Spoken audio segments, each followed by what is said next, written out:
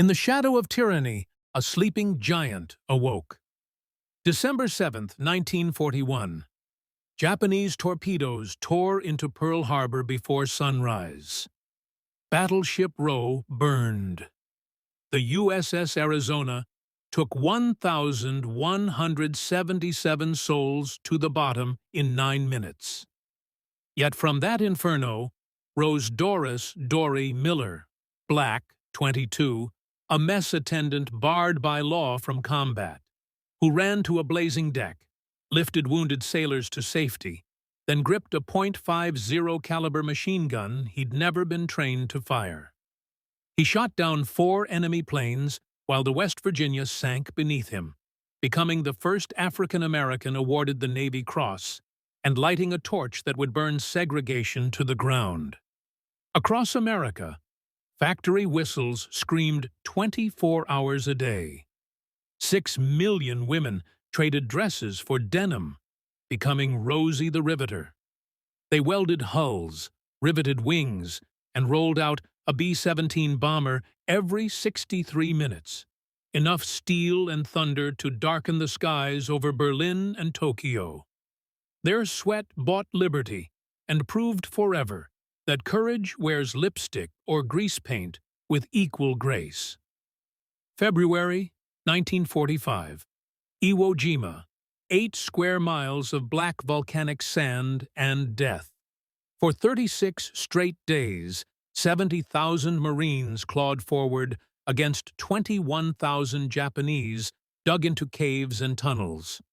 When 6 men, among them Pima Indian-era Hayes, raised the flag on Mount Suribachi, Joe Rosenthal's camera caught a moment that still steals breath from every American chest.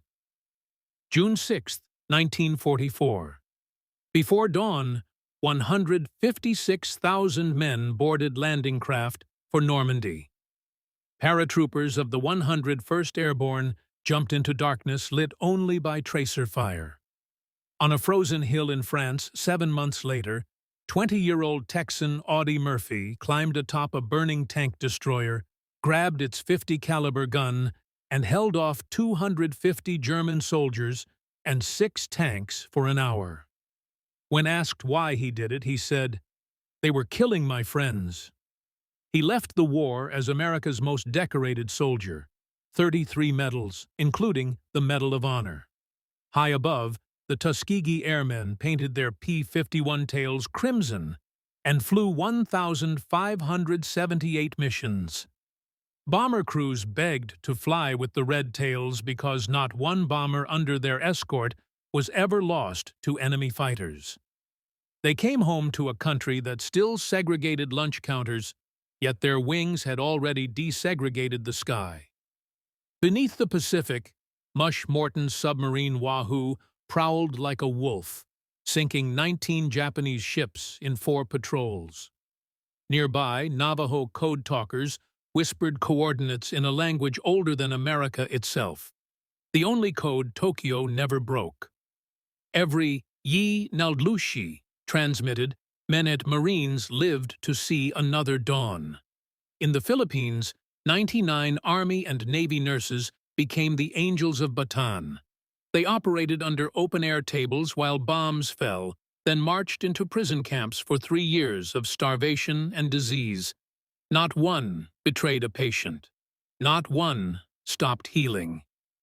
Dwight Eisenhower stood over maps in London and planned the greatest invasion in history, then stood in the ruins of Europe and planned peace with the Marshall Plan that rebuilt enemies into allies. When American tanks smashed open the gates of Dachau and Buchenwald, GIs wept at what they found.